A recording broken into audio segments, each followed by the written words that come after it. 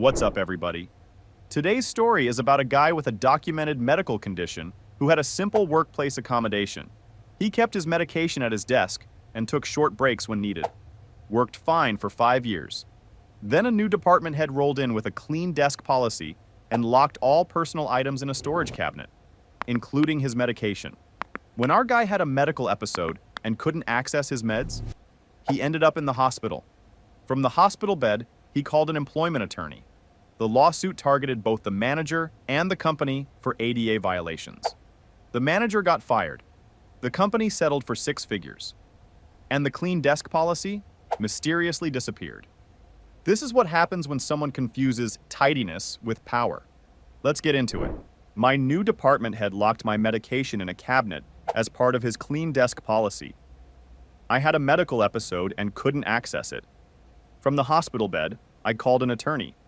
He got fired. The company settled. I want to start by saying I'm not a litigious person. I've never sued anyone. I've never threatened to sue anyone.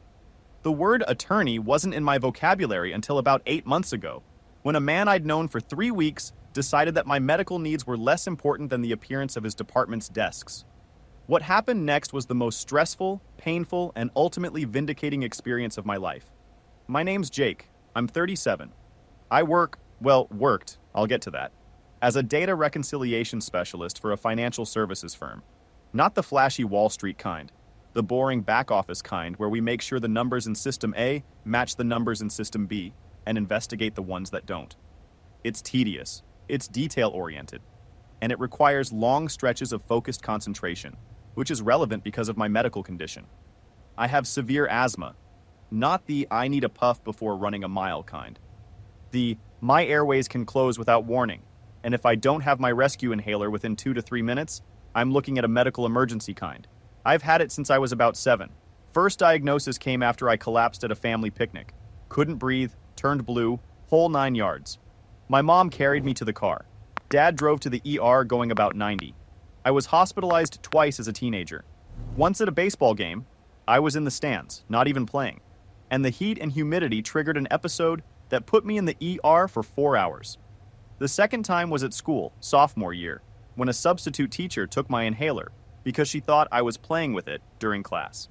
That one ended with an ambulance. My mom sued the school district. They settled. I'd like to think I learned from that experience. Turns out the universe had a second lesson planned.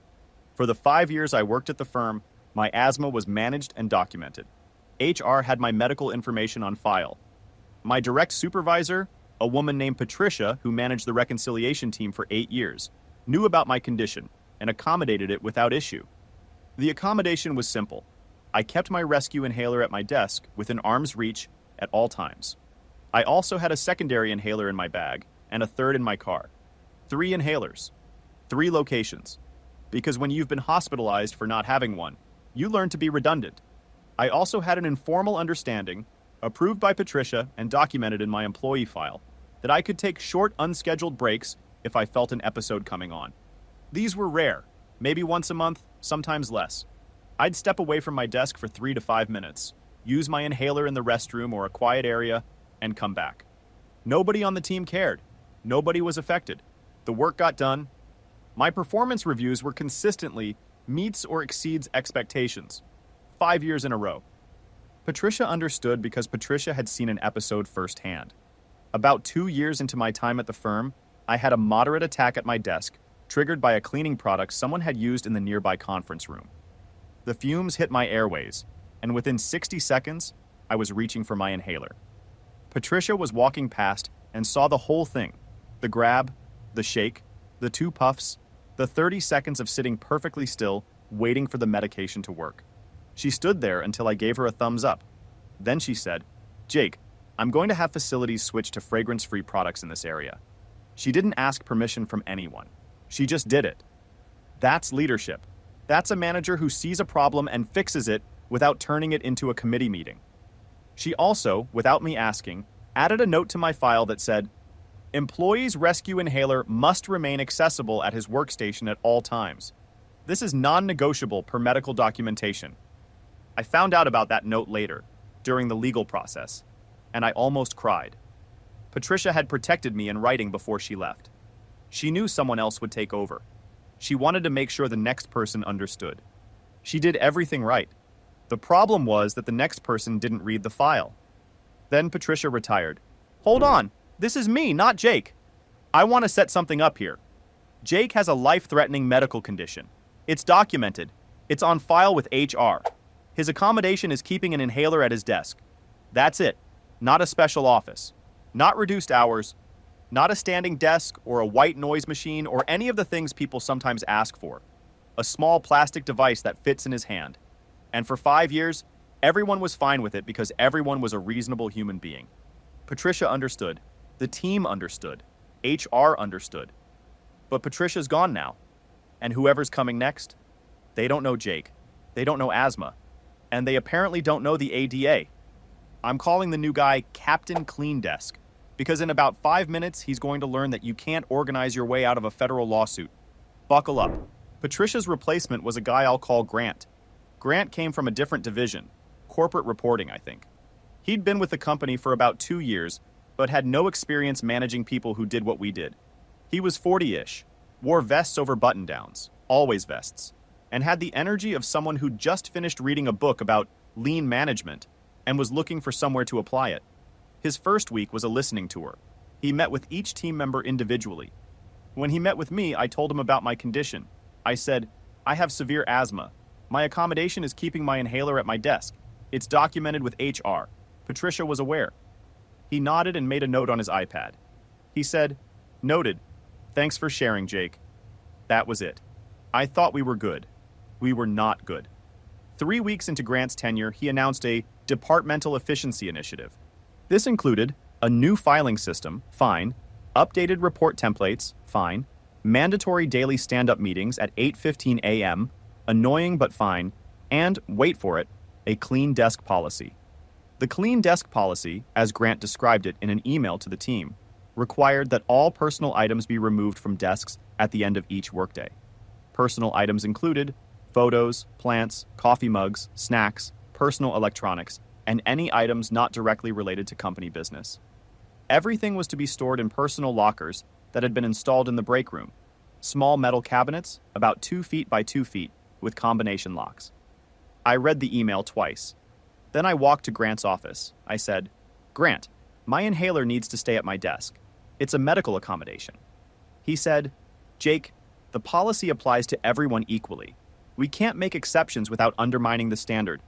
I said, it's not an exception, it's a legal accommodation under the ADA. He said, and I want to make sure I quote this accurately because it became important later. I understand your concern, but the locker is just down the hall. If you need your inhaler, you can walk to the break room and get it. It takes 30 seconds. 30 seconds. To a guy who's told him his airways can close in 2 to 3 minutes. 30 seconds to walk down a hall, open a combination lock, retrieve an inhaler, and get back to breathing. During an active asthma attack, when your chest is tightening, your breath is shortening, and your body is entering fight or flight, 30 seconds might as well be 30 minutes. You can't walk when you can't breathe. You can't remember a combination lock code when your brain is screaming for oxygen. That's not a reasonable alternative. That's a death trap with a padlock. I said, Grant, 30 seconds is too long during an acute episode. My airways can close in 90 seconds. By the time I walk to the break room, open a combination lock, and get the inhaler out, I could be unconscious. This isn't about convenience. It's about whether I can breathe. He said, and again, I'm being careful to remember this accurately because it matters. Jake, I've managed a lot of people with a lot of different needs. I think sometimes we overestimate the severity of these things. You've been fine for 5 years. You'll be fine with the inhaler in the locker. We overestimate the severity. A man with 0 medical training, 0 experience with respiratory conditions, and 3 weeks of knowing me just told me I was overestimating my own disease. The disease I've been managing for 30 years. The disease that put me in the hospital twice. I felt something shift in that moment. Not anger exactly, more like clarity. The kind of clarity you get when you realize that the person you're talking to isn't going to change their mind because they don't think there's a problem. And when someone doesn't see the problem, you stop explaining and start documenting. I said, Grant, I need to escalate this to HR. He said, you're welcome to, but the policy stands until I hear otherwise. Pause. Captain Clean Desk just told a guy with severe asthma, documented on file, accommodated for 5 years, to walk to a locker room to get his rescue inhaler during an asthma attack. This man thinks tidiness is more important than breathing. He thinks desk aesthetics trump federal disability law. He literally said, the locker is just down the hall. Like the problem is geography and not, the inability to breathe. Grant, my brother in middle management, the ADA isn't a suggestion, it's a law. And walk to the break room isn't an accommodation, it's a liability. This man is about to find out that clean desk and clean conscience are very different things. And he's about to lose both. I want to be clear about something. I didn't want to fight this. I didn't want drama. I wanted what I'd had for 5 years. An inhaler on my desk, and a manager who understood why it needed to be there. That's all. But Grant had decided that his policy was more important than my lungs. And when someone decides that, you don't have the luxury of being passive. You escalate. Because passive people don't escalate. And passive people sometimes end up in hospitals. I went to HR the next day. Spoke with a woman named Danielle who handles workplace accommodations. I explained the situation. I showed her my file, which documented my condition, my accommodation, and Patricia's approval. Danielle said, I'll talk to Grant. Your accommodation should be honored. A day later, I got an email from Grant. Not from Danielle, from Grant. It said, Hi Jake, after consulting with HR, I've decided to make a modified arrangement for your situation. Your inhaler can be stored in my office, which is closer to the team area than the break room. You can come to my office to retrieve it whenever needed. I think this is a fair compromise. His office. He wanted me to store my life-saving medication in his office, an office that's locked when he's not there, an office that's 20 feet further from my desk than my desk is from my desk. This wasn't a compromise. It was a power move disguised as accommodation. He wanted to control my access to my own medication. Why? I genuinely don't know. Maybe he thought I was exaggerating. Maybe he'd never seen an asthma attack.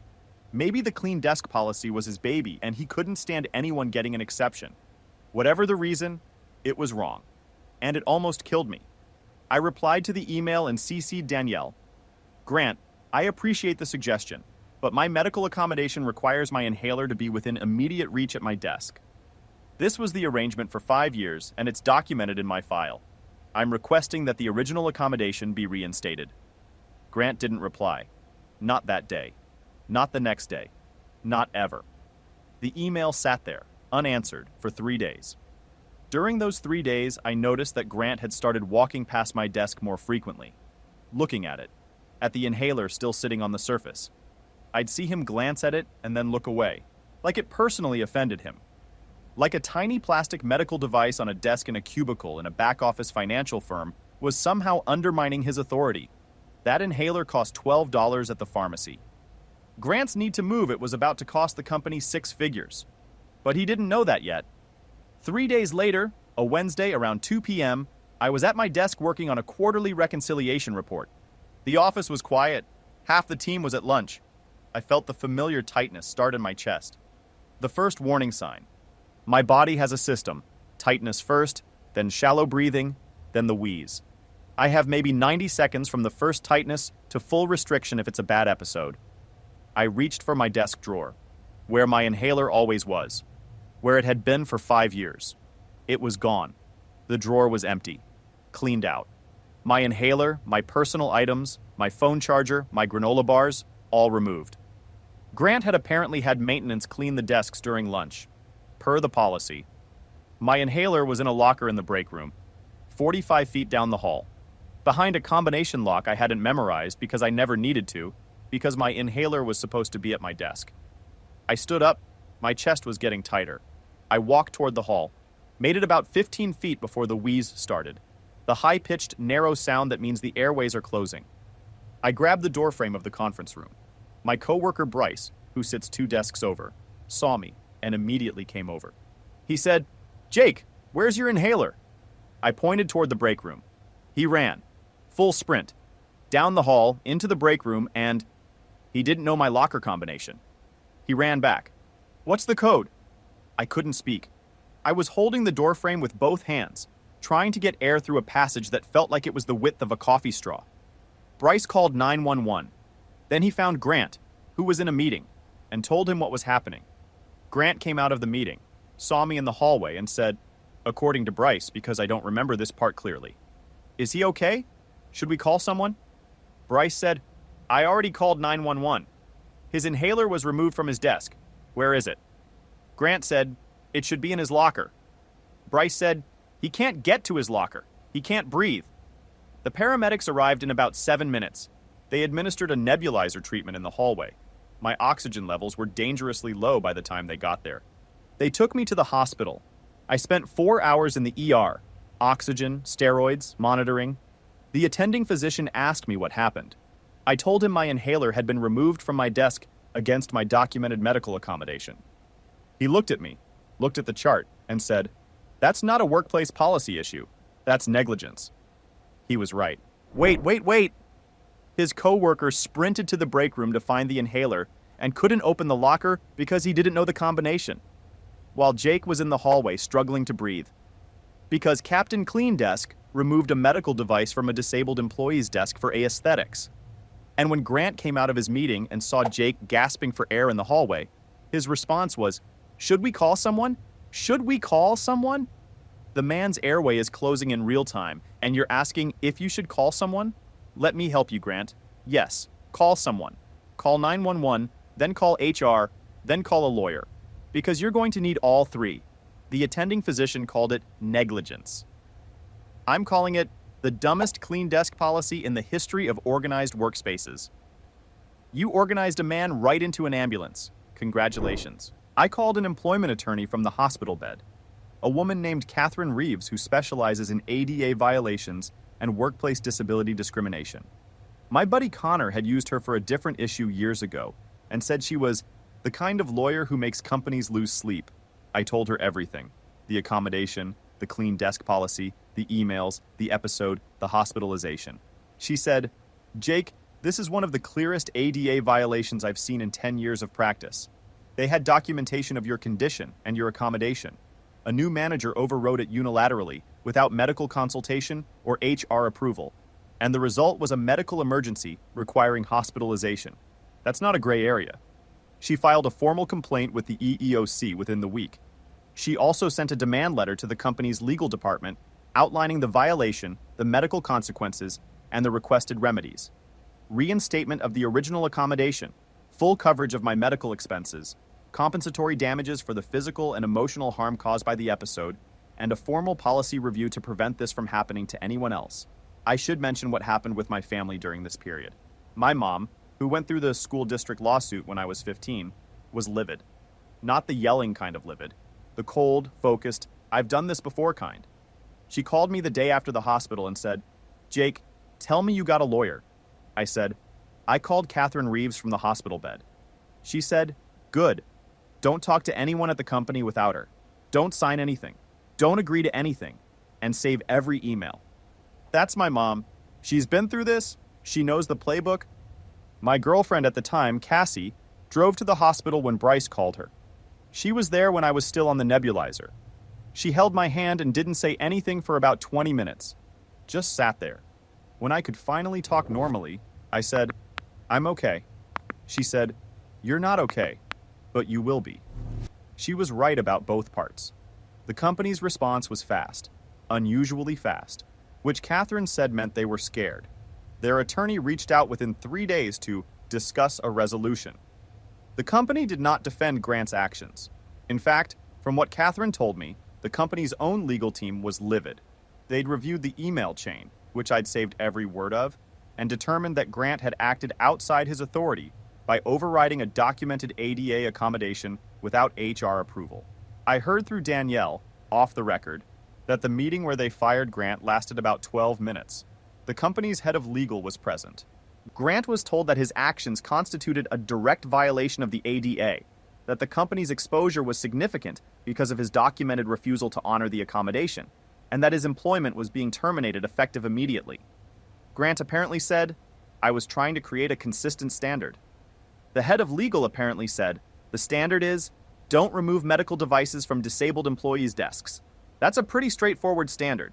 Grant was terminated about 2 weeks after the episode, not quietly reassigned, not given an opportunity to resign, terminated. His clean desk policy was rescinded the same day. The lockers in the break room were removed. Every personal item was returned to every desk. My inhaler went back to my drawer, where it belongs, where it always belonged. During the legal process, I learned something interesting about Grant. He'd done this before. Not the exact same thing, not the ADA violation specifically, but a pattern. At his previous role in the corporate reporting division, he'd implemented a similar clean desk policy, and it had resulted in 2 formal complaints from employees who had personal items removed without consent. One was a woman who kept family photos at her desk because she was dealing with the loss of a parent, and the photos helped her get through the day. Grant had the photos removed and put in storage. She complained to HR.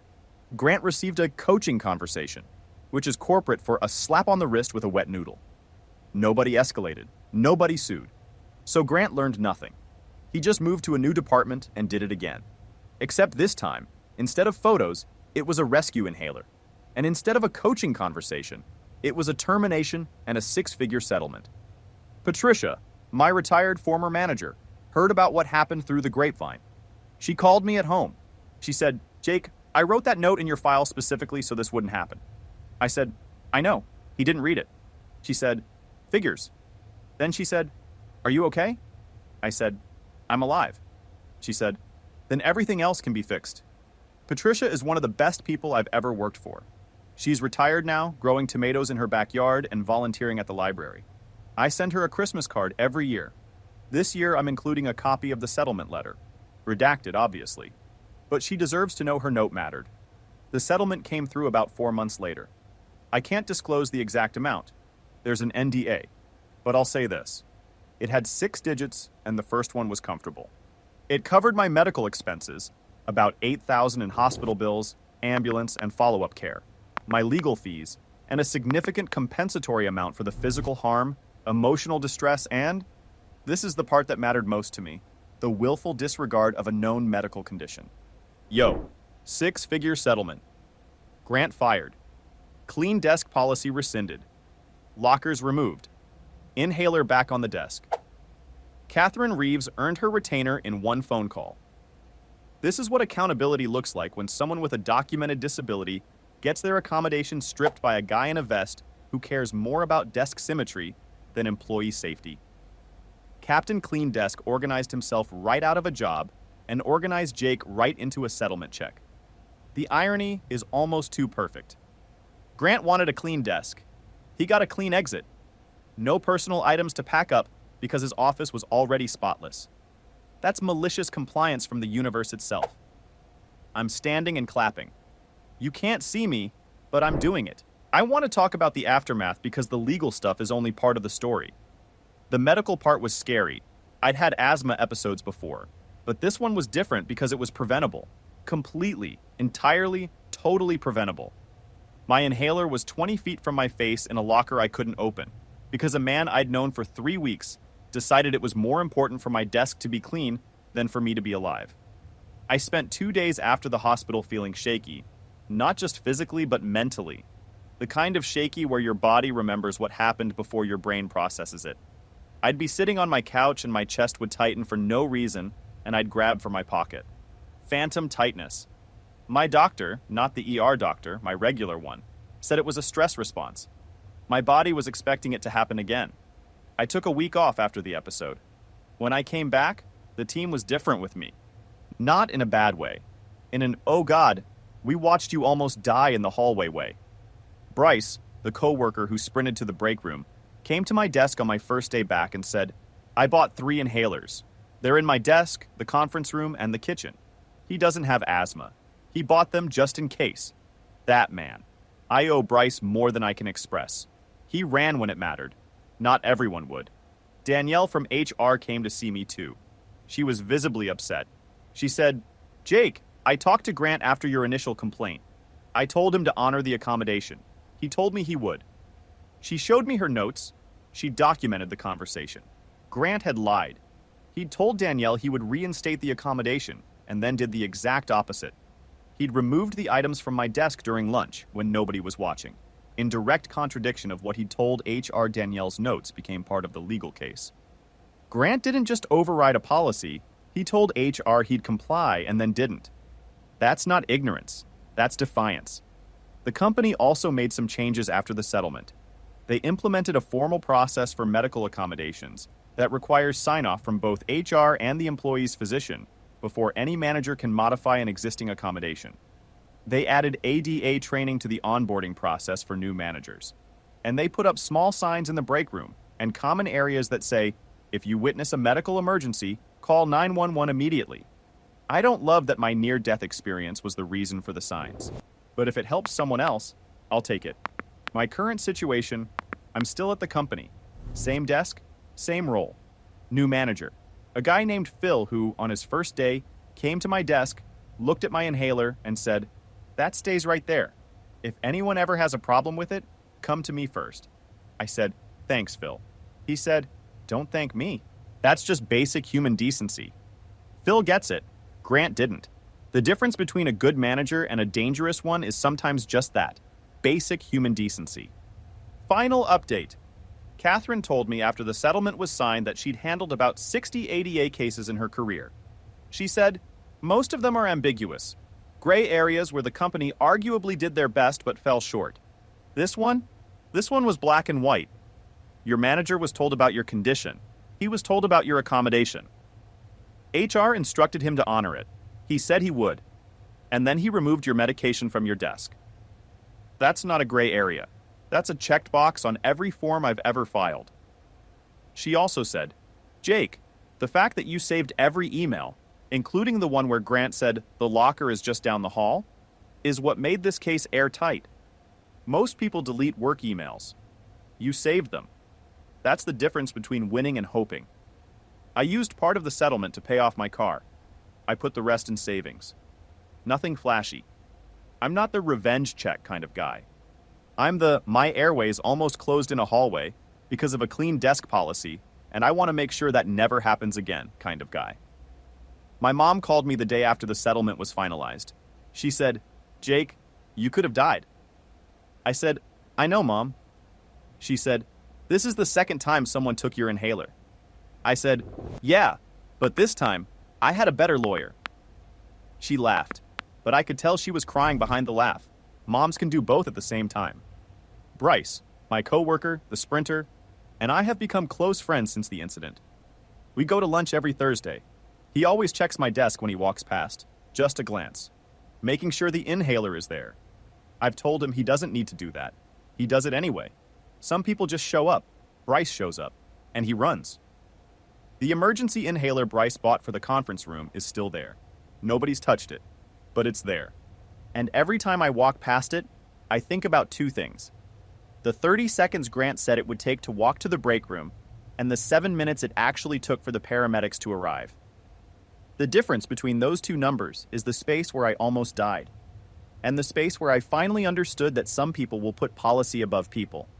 And when they do, you need a lawyer, a coworker who can sprint, and an inhaler within arm's reach. Would you have filed the complaint? Or would you have tried to handle it internally? Some people have told me I should have just put the inhaler in my pocket. And yeah, I started doing that too, after. But the principle matters. If a company documents an accommodation and a manager overrides it, that's not a desk problem. That's a rights problem. And rights don't belong in a locker. Neither do inhalers. Neither do people's dignity. Some things need to be within reach, always. Cassie and I are still together, by the way. She bought me a new inhaler holder for my desk, one of those little silicone grips that attaches to the side of a monitor. It's bright orange. You can see it from across the room. She said, "Now everyone knows it's there, including the next Grant." I love that woman. She thinks ahead. She also bought Bryce a gift card to a running store because, and I quote, "That man earned new shoes with that sprint." Bryce used it. He got bright green ones. He wears them to work sometimes. I told him they're obnoxious. He said, "They're fast." He's not wrong. Oh, one thing I forgot to mention. After the lockers were removed from the break room, the space was converted into a small seating area with a couch and a table. My team uses it for lunch now. Bryce put a fake sign on the wall that says, "Grant Memorial Lounge," in honor of the worst idea in company history. Management hasn't taken it down. I think they agree. The break room is now the most comfortable room in the building. We put a coffee machine in there too. A good one, not the cheap pod kind. I like to think of it as the universe's remodeling job. Grant wanted a clean desk area. He got a lounge with a couch and a coffee machine. The desks are still messy, and the inhalers are still on them. The system works. Anyway, my inhaler is on my desk right now, right next to my keyboard, where it's been for 5 years and 3 weeks and 1 hospital visit and 1 settlement check and 1 very fast sprint by a coworker named Bryce. It's not going anywhere, and neither am I. 5 years of peace, 3 weeks of chaos, 1 hospital visit, 1 settlement, 1 coworker who runs like his life depends on it because someone else's did, and a $12 piece of plastic that a man in a vest thought was worth losing his job over. Life's weird, but I can breathe, and that's enough. Here's what I'll say about Jake. The man had every reason to be angry. He almost died because of a clean desk policy. But instead of rage, he got organized. He saved the emails. He called the attorney. He let the system work. And the system, for once, actually worked. Grant's gone. The policy's gone. The money's in the bank.